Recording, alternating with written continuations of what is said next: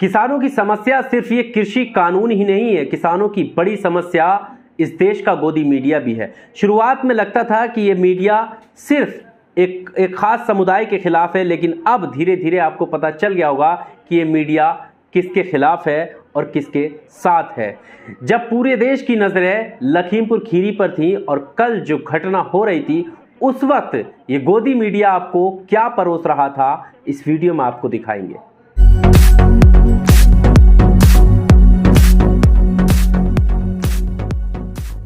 नमस्कार, आपके साथ मैं हूं आकिल रजा। लखीमपुर खीरी मामले में एक बार फिर गोदी मीडिया का शर्मनाक चेहरा सामने आया है। आपको पता होगा कि लगातार गोदी मीडिया किस तरह से प्रोपेगेंडा बनाती है, किस तरह से जो है खबरें आपके सामने प्रस्तुत करती है और अब इस पूरे मामले को कैसे दरकिनार किया जा रहा है। शुरुआती दौर में जब ये खबर सामने आई थी कि लखीमपुर खीरी में जो है कैसे किसानों के ऊपर गाड़ी चढ़ा दी गई, तब कहीं पर भी गोदी मीडिया ने इस खबर को तरजीह नहीं दी थी। वो बॉलीवुड में शाहरुख खान के बेटे आर्यन पर रिसर्च करने में जुटे हुए थे कि कैसे आर्यन से पूछताछ की जा रही है, लेकिन उनके लिए की जो मौत हुई है वो एक बड़ा इशू नहीं था, वो बड़ा मामला उनके लिए नहीं था, लेकिन आर्यन उनके लिए बड़ा मामला था। और अब जब सोशल मीडिया पर बहुत सारी वीडियो लोगों के सामने आ गई, बहुत सारे जो कार्यकर्ता थे, किसान यूनियन के जो कार्यकर्ता थे, वो लखीमपुर जाने की कोशिश करने लगे। विपक्षी पार्टियों के नेता जब लखीमपुर खीरी जाने का प्रयास करने लगे, प्रशासन उन्हें रास्ते में रोकने लगा, उनकी वीडियो सामने आने लगी, तब जाकर जो है इन वीडियो को, इन चीज़ों को जो है गोदी मीडिया ने दिखाना शुरू किया। लेकिन अलावा जो आज सुबह की हेडलाइन अखबारों में छपी वो काफ़ी शर्मनाक है, हैरान करने वाली है कि कैसे जो पाठक हैं, इनके जो पाठक हैं, जो इन खबरों को पढ़ते हैं, उनकी आंखों में धूल झोंकने का काम ये न्यूज़पेपर, ये अखबार कर रहे हैं। आप इस हेडलाइन को देखिए, जिसमें आप देखेंगे कि लिखा हुआ है कि लखीमपुर में किसानों का उपद्रव, 8 की मौत। इससे आपको लगेगा कि लखीमपुर खीरी में जो मामला हुआ है, जो घटना घटित हुई है, उसमें किसानों ने उपद्रव मचाया है और जिसमें 8 लोगों की मौत हुई है। यानी पहली बार में अगर कोई भी व्यक्ति इस खबर को पढ़ेगा तो सीधा सीधा किसानों को इस पूरी घटना के लिए जिम्मेदार ठहराएगा, जबकि प्रशासनिक अमला, प्रशासन और सरकार खुद इस पूरी घटना की जांच की बात कर रही है, किसानों की बात नहीं कर रही कि किसानों ने किया, कि पूरे मामले की जांच की जाएगी और जो भी दोषी होगा उस पर कार्रवाई की जाएगी। अब हम बात आरोप की कर लेते हैं। आरोप ये है किसानों के कि केंद्रीय गृह राज्य मंत्री का बेटा, जिसने गाड़ी किसानों के ऊपर चढ़ाई, जिसमें 4 किसानों की मौत हो गई है, कुछ जो है पार्टी के बीजेपी के कार्यकर्ता या ये कहो कि उनके साथ के जो लोग हैं उनकी भी मौत हुई और एक पत्रकार की मौत इसमें बताई जा रही है। मतलब आरोप जो हैं वो केंद्रीय गृह राज्य मंत्री के बेटे पर लग रहे हैं और ये कहा जा रहा है कि केंद्रीय गृह राज्य मंत्री का कुछ दिन पहले जो बयान आया उसका ये नतीजा है, क्योंकि उन्होंने किस तरह घृणापूर्वक बात कही थी। स्पीच में कहा था कि 2 मिनट में आपको सुधार देंगे, लेकिन उस पूरी घटना का कोई जिक्र नहीं है। आरोप की बात यहां पर नहीं छापी गई है, यहां पर सीधा सीधा बताया गया है कि किसानों का उपद्रव है जिसमें 8 लोगों की मौत हो गई है।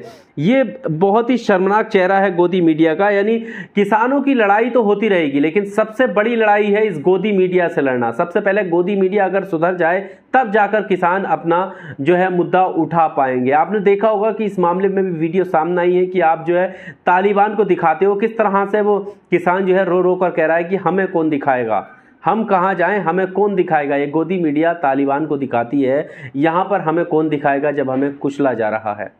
अब आप देखिए जो पोस्टर मैंने आपको दिखाया, फिर से इस बात को देखिए। दैनिक जागरण का ये पेज है जिस पे फ्रंट लाइन पर आप देखेंगे कि लखीमपुर में किसानों का उपद्रव, 8 की मौत, लेकिन आप जब नीचे देखेंगे तो कितनी चतुराई से छोटे अक्षरों में, यानी सब हेडलाइन में लिखा, ऊपर ये वाली हेडलाइन नहीं डाली, नीचे डाली ये हेडलाइन कि भाजपा नेता की कार से हुई दुर्घटना में 4 किसानों की जान गई, उपद्रवियों ने 4 भाजपा समर्थकों की हत्या की। उपद्रवियों ने समर्थकों की हत्या की, लेकिन दूसरी तरफ जो है दुर्घटना में वो दुर्घटना थी जिसमें जान चली गई। कितनी सफाई से जो है इस पूरे मामले को तोड़ने की कोशिश की गई है, मुद्दे को भटकाने की कोशिश इसमें इस अखबार ने की है। तो इसको लेकर जो है बहुत विरोध हो रहा है और इसकी बहुत सारी प्रतियां जो है वो जलाई गई हैं। इसके अलावा इस न्यूज़पेपर का जो दिल्ली एडिशन है उसकी भी हम बात कर लेते हैं। उसमें आप ये देखें गोल घेरे में, जिसमें लिखा है कि उत्तर प्रदेश में अराजक किसानों का उपद्रव 6 की गई जान। यहां पर सीधा ही किसानों को अराजक बताते हुए उपद्रव बताया है, कोई एक्सक्लेमेटरी, कोई क्वेश्चन मार्क भी नहीं। यानी इन्होंने रिसर्च भी कर ली और इनको पता भी चल गया कि दोषी किसान ही हैं। अब आप देखिए यहां पर कोई क्वेश्चन मार्क भी नहीं लगाया है कि उत्तर प्रदेश में अराजक किसानों का उपद्रव, यानी किसानों का ही उपद्रव है।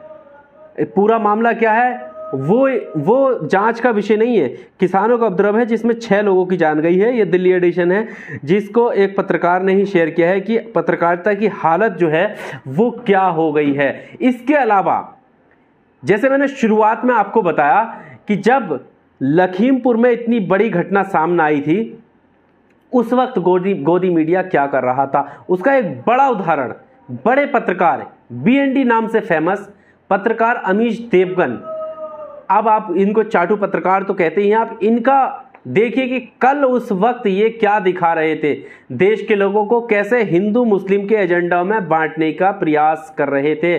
कथित तौर पर ऐसी बहुत सारे इनकी डिबेट आप एक के बाद एक देखते ही होंगे। ये डिबेट भी देखिए जब किसानों के ऊपर वहाँ पर गाड़ी चढ़ाई गई थी और किसानों की जो मौत हुई है, कुछ और लोग हैं जिनकी मौत हुई है, पत्रकार हैं उनकी मौत हुई, लेकिन ये इनके लिए बड़ा मुद्दा नहीं था। इनके लिए बड़ा मुद्दा ये था कि कुछ लोग जो है बिठा दिए जाते हैं डिबेट में और हिंदू मुस्लिम एजेंडा उनको दे दिया जाता है, उस पर वो डिबेट करते हैं और वो उस डिबेट से निकलता हुआ जहर जो है लोगों के बीच में जाता है। ये वीडियो भी आप देख लीजिए। नतीजा बांग्लादेशी घुसपैठिए राजनीतिक दलों के चहेते बन गए और ऐसा माना जाता है वो बड़ा वोट बैंक है। दूसरा राज्य पश्चिम बंगाल, वेस्ट बंगाल, जहां 1951 में हिंदू आबादी करीब करीब 80% थी, टू बी प्रिसाइज 79.85%। मुस्लिम आबादी 19.46% थी, करीब करीब 19.5%। लेकिन 2011 का जो सेंसस यानी जनगणना होती है उसमें हिंदू आबादी घट जाती है, वो 70% हो जाती है, पहले का आंकड़ा याद करिए, और मुस्लिम आबादी बढ़ जाती है, वो 27% हो जाती है। नतीजा वोट बैंक के लिए मुस्लिम तुष्टीकरण के आरोप राजनीतिक दलों पर लगते हैं और ऐसे ही माना गया कि 2011 के सेंसस के मुताबिक बीजेपी अपनी चुनाव की प्लानिंग कर रही थी, लेकिन वो जनसंख्या 2021 में आते आते बहुत बदल गई है। यानी हिंदू आबादी कितनी है और मुसलमान आबादी कितनी है, इसका आप कोई प्रूफ फिलहाल नहीं है। तो देखा आपने, ये अपने आप को देश हित में पत्रकारिता करने का सबूत देते हैं कि हम जो है देश हित में पत्रकारिता करते हैं। क्या ये देश हित है जहां पर जनता के हक और हुकूक की बात ही ना की जाए, मसला क्या है, दिक्कतें क्या हैं, उस पर बात ही नहीं की जाए, क्या घटना असल में घट रही है किसी राज्य में उस पर बात ही नहीं की जाए। बात की जा रही है तो कौन से सेंसेक्स पर, हिंदू और मुस्लिम पर, कब किसकी संख्या घटी, कब किसकी संख्या बढ़ी। अब आप सोचिए कि किस स्तर की पत्रकारिता हो रही है, किस स्तर की पत्रकारिता हो रही है जो लोगों के बीच में जा रही है और लोगों को हिंदू मुस्लिम में बांटा जा रहा है, जहर का बीज बोया जा रहा है। मैं फिर से कहूँगा क्योंकि पहले अखबार जो हैं वो छपने के बाद बिका करते थे और अब बिक कर छपा करते हैं। इस वीडियो में सिर्फ इतना ही। अगर आपको ये वीडियो अच्छा लगा हो तो वीडियो को लाइक कीजिए, शेयर कीजिए और अभी तक अगर आपने चैनल को सब्सक्राइब नहीं किया है तो प्लीज़ सब्सक्राइब ज़रूर कीजिए। बहुत शुक्रिया।